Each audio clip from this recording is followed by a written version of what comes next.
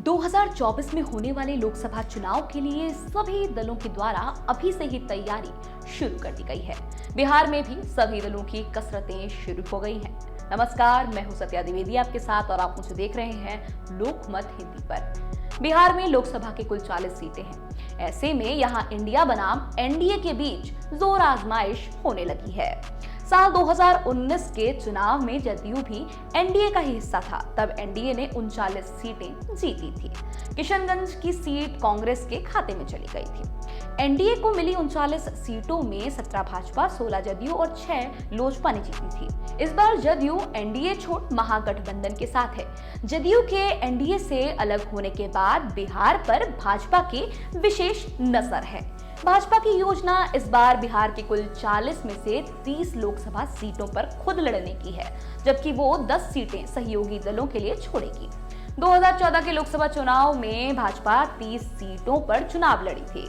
इसमें 22 सीटें जीतने में सफल रही थी, जबकि तब एनडीए में शामिल लोजपा 7 में से 6 और रालोसपा 3 में से 3 जीतने में कामयाब रही थी। यानी एनडीए 40 में से 31 सीट जीतने में कामयाब रही थी।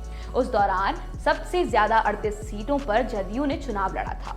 इसमें मात्र 2 सीट पर ही जीत मिली थी। कांग्रेस 12 सीटों पर चुनाव लड़ी थी, उसे मात्र 2 सीटों पर ही जीत मिली थी, जबकि 27 सीटों पर चुनाव लड़ने वाले राजद को मात्र 4 सीटों पर ही जीत हासिल हुई थी। लेकिन 2019 में जब नीतीश भाजपा के साथ आए तो 40 में से 39 सीटों पर कब्जा हुआ। भाजपा और जदयू 17 सीटों पर चुनाव लड़ी थी। इसमें भाजपा 100% 17 सीटें जीतने में कामयाब रही थी, जबकि जदयू 16 सीट जीतने में कामयाब रही। वहीं लोजपा भी अपने सभी 6 उम्मीदवारों को जिताने में कामयाब रही थी। इसलिए इस बार भी साथी दलों के बीच सीट बंटवारे में भाजपा के सामने कोई परेशानी आने वाली नहीं है। भाजपा की कोशिश है कि वो कम से कम 30 सीटों पर अपने उम्मीदवार उतारे। बाकी 10 सीटें साथियों के लिए रहेगी। इसमें 6 सीटें तो लोजपा के दोनों धड़ों को दी जाएंगी। 2 सीटें उपेंद्र कुशवाहा के रालोजद और 1 सीट जीतन राम मांझी की पार्टी हम को दी जाएगी। मुकेश सहनी की पार्टी वीआईपी को विधानसभा और विधान परिषद में सीटें देकर मनाया जाएगा। अगर वो नहीं माने तो उन्हें भी 1 सीट दी जा सकती है। उधर महागठबंधन इंडिया में 6 दल शामिल हैं। वाम मोर्चा भी लोकसभा चुनाव लड़ने की तैयारी कर रही है।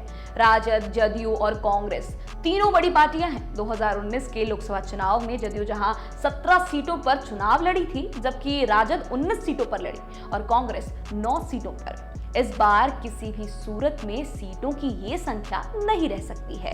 ये तय है कि नीतीश कुमार को जीते हुए सीटों से समझौता करना पड़ सकता है या तेजस्वी यादव बड़ी लड़ाई के लिए त्याग कर नीतीश कुमार को आगे बढ़ाएंगे। हालांकि अभी सीट बंटवारे पर किसी भी दल के नेता स्पष्ट बोलने से बच रहे हैं। लोकसभा के हिसाब से अभी जदयू के पास सबसे ज्यादा 16 सीटें हैं। कांग्रेस के पास 1, इसके अलावा किन्हीं के पास 1 भी सीट नहीं है। नीतीश कुमार विपक्षी एकता का चेहरा भी है। ऐसे में बिहार के सभी दल आपस में समझौता कर जदयू को सबसे ज्यादा सीट दे सकते हैं।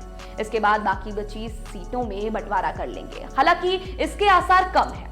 बंटवारे का एक आधार क्षेत्रीयता भी हो सकता है। बिहार महागठबंधन में जदयू और राजद बड़ी संख्या पार्टी हैं। ऐसे में उन्हें ज्यादा सीटें मिलें। इसके बाद ये देखा जा सकता है कि पिछले चुनाव में किस दल ने सबसे ज्यादा भाजपा को चुनौती दी थी और नंबर 2 पर रहे थे। दोनों ही स्थिति में नीतीश कुमार को समझौता करना पड़ेगा। विधानसभा में मिले सीटों के आधार पर आकलन किया जाए तो जदयू और राजद को आपस में समझौता करना पड़ सकता है। इस लिहाज से देखा जाए तो राजद के कोटे में 14 और जदयू के कोटे में 8 सीटें बनती हैं। दोनों पार्टियों की सीटों को बराबर करेंगे तो 12-12 सीटों पर खुद लड़ें, जबकि कांग्रेस भी ज्यादा सीट मांग सकती है। बाकी बची सीटें वाम दलों को दी जाएंगी। ऐसे में कह सकते हैं कि इंडिया में सीट बंटवारे के वक्त पेच फंसता नजर आएगा। फिलहाल इस वीडियो में इतना ही। देश और दुनिया से जुड़ी खबरों के लिए लोकमत हिंदी को जरूर सब्सक्राइब करें।